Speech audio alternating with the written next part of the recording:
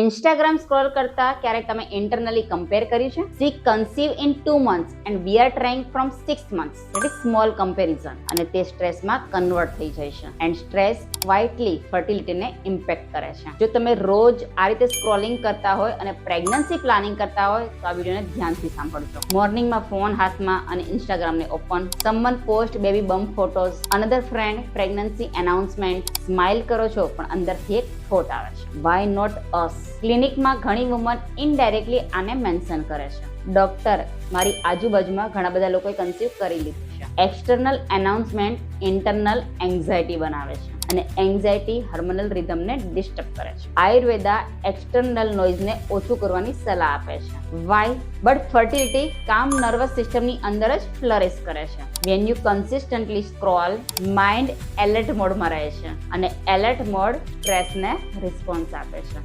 Pregnancy internal process છે, social media external noise છે and noise પેશન્સને રિડ્યુસ કરે છે. You see results, you don't see preparation. Comparison unfair છે. દરેક બોડીની ટાઈમ લાઈન ડિફરન્ટ છે બટ સ્ક્રોલિંગ તમને રેસ ફીલ કરાવે છે. પ્રેગ્નન્સી કોઈ રેસ નથી, it's a rhythm. Pause for a moment and ask yourself, આ સ્ક્રોલિંગ મને કામ બનાવે છે કે એન્ક્સિયસ? 7 ડેઝની આ ટિપ્સને ખાસ ફોલો કરો. સોશિયલ મીડિયાની લિમિટ 15 મિનિટ્સ કરી દો. It's very tough but required. No pregnancy related search. No comparison content. Focus on routine. જેમાં proper sleep, warm meal અને calm evening plan કરો. Observe the difference. Mind lighter feel કરશે. Sleep improve થાય છે.